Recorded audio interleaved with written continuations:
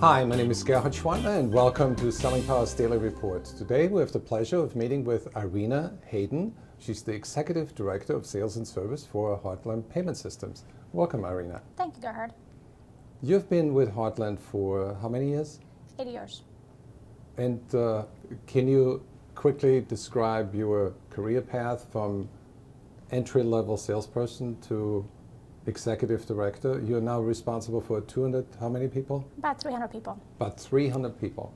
It's a phenomenal success story. Thank you. How did you start out? I actually started as a customer with this company. I was fortunate enough to had become their customer first, which gave me an advantage on the sales side when I started.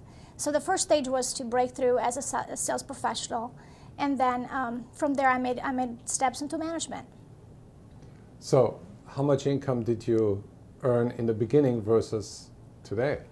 When I started in sales, the first year I didn't make very much money, simply because I was going after the wrong market, after the wrong client, and I wasn't applying everything I learned as a customer.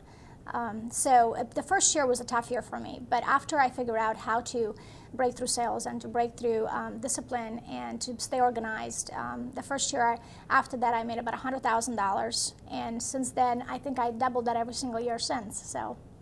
So you're close to making $1 million a year? Yes. Well, congratulations. Thank you. You know, there are a lot of people who try to figure out, how do I get to the top of the profession? Can you explain it? Because you started at the bottom. What are some of the key steps for getting to the top?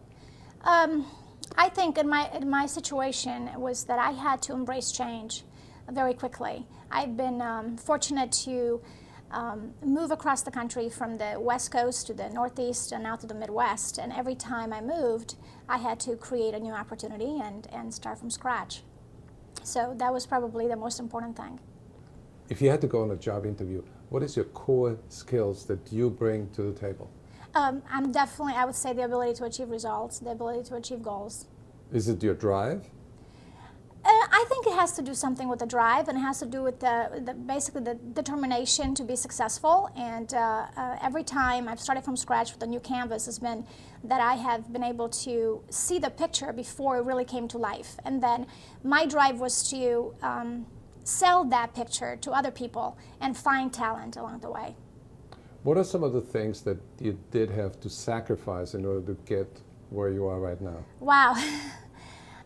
It definitely came with a lot of sacrifice. It came with the sacrifice, obviously, leaving friends behind and starting from scratch, and moving husband and children. And it's been times that it didn't matter to me how much money I'm going to make, but I'm going to make my team successful, and not let the leaders of my company down for what the faith that they had in me and what they saw that I could do.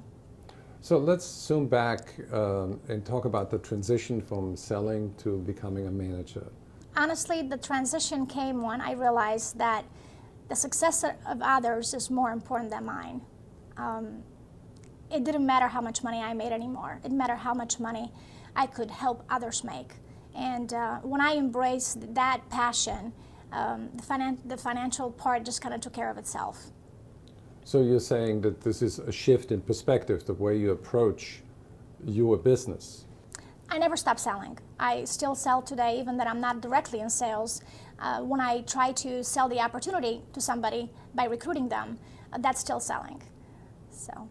So you never gave up your selling skills, you incorporated those into your management skills. But Absolutely. what is the chief, besides the transformation that you describe, caring for others, what is the management skills that's really critical to get people to do what you want them to do? I think, again, the ability to achieve results, the ability to achieve goals. And when I look at a new candidate, I don't just look for sales skills. Those are important, but they're probably the last on my list to look for. I look for their ability to influence people. I look at their character, their integrity, their competence, and there's got to be a connection between us when I look at them as being part of our company. Well, Irina, I want to thank you for sharing an overview over your career.